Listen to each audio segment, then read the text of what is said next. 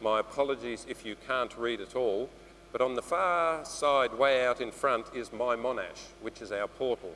And as we come back, library databases, and there hasn't been a lot of discussion about that, but that's obviously a big issue in all institutions.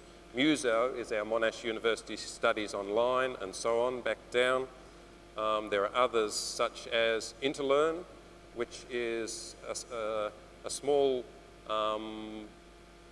web application that was developed by a colleague and I back in the late 90s.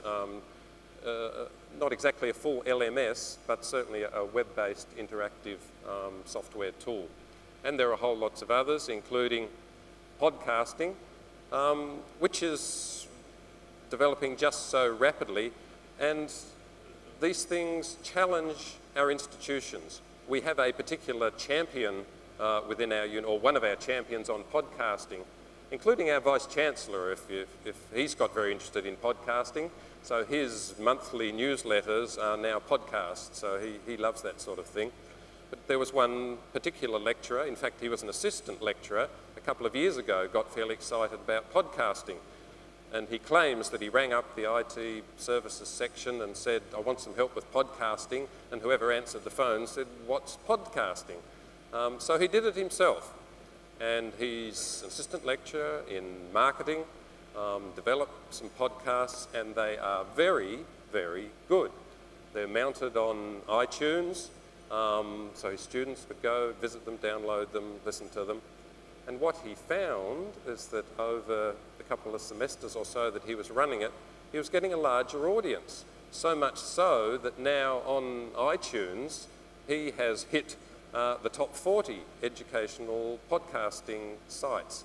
So the challenge for him and for the university, how do we encourage such champions and such creativity? How do we support the development of podcasting at Monash? Okay, just getting back to our portal, for example, you can see the sort of scale that we have to deal with. We first built the portal back in 2000. It was released in 2001. I mean, most people have portals. I'm not going to look at it, but we don't talk much about them, but they are, in essence, as far as institutions are concerned, our primary online tool. And you can see by the usage with respect of our portal, because it's convenient, it's useful, it's refreshed, and students love it. It's convenient, it's relevant, it's adaptable. And you can see with respect to users, but at any one time, at any one moment, typically through the day, there will be 3,500 to 4,000 students on the portal. At the same time, our Monash University Studies Online, Muso, at any one time will typically have 2 to 2.5, but the overall usage, as you can see, is very high. And the number of units, our units, for example, I'm talking about subjects here. So per semester, we're running about 1,800 units on Muso. So these are the challenges that we've had to respond to. Okay, I refer now, what else are we doing or have we done? Remember this morning's slide about the room? Video conferencing. Back in the 1990s, late 1990s, our IT faculty set up a virtual tea room so that when you wandered into the tea room, there's the big screen like this, and you could sit there, enjoy your coffee. Essentially, we have two very large main campuses at Clayton and Caulfield. They are 15 kilometres apart. And so staff of that faculty were split, and they were able to chat to each other, have meetings and seminars. That's more the sort of morning tea idea. That was actually the grand opening where they had the ribbon to be cut both at one end and at the other end, and they cut it simultaneously. That was the Vice-Chancellor at the time. And just getting back, it was handy. Yes, it was a tea room, but it was also a good seminar room. And they ended up setting it up so that here's the front, and here the people sitting down the back were actually at the other location. And I was talking to David Abramson. I talked to him about this, and he was saying he found right off the bat it worked really well. In his very first presentation, someone back here would put up their hand, and he was able to respond to queries. Now, I'd like to step to something else. We've talked a lot about online technologies. Let's think about something that we have in our schools, in our universities, laboratories. How is technology supporting teaching and learning in laboratories?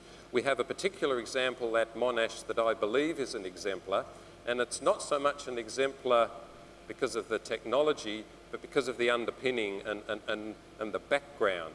This is truly pedagogically driven. Now, we know what a typical laboratory looks like. Biological sciences, a microscope lab, you have all the benches, the microscopes. Typically students work singly or in pairs. They come along, they put their specimens in, they look at them. If they're working in pairs, they take it in turns to have a look at the specimens. If they get confused, don't know what they're looking at, they call the tutor over to come and have a look as well.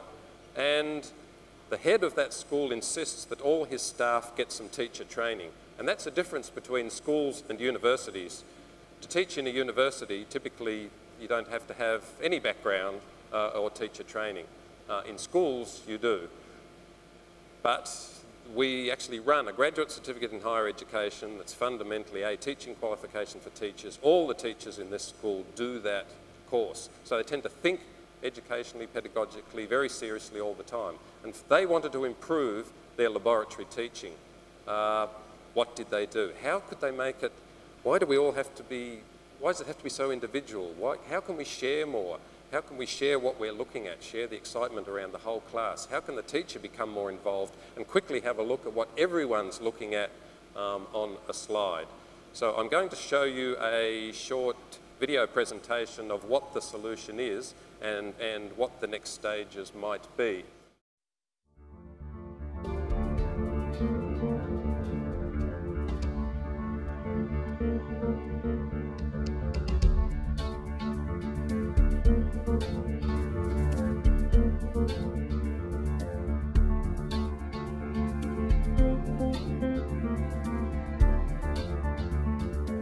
An image in a microscope is conventionally ephemeral. It is only there when being observed. Now we can capture, save, annotate, and incorporate it into other media. It is no longer just an image, it becomes knowledge.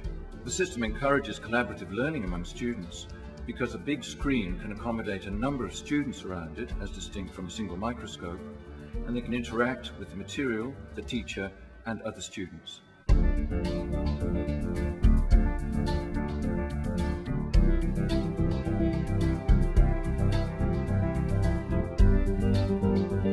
Digital technology allows us to teach on a range of scales, from the individual student to small groups, through to classes, and even to classes between schools.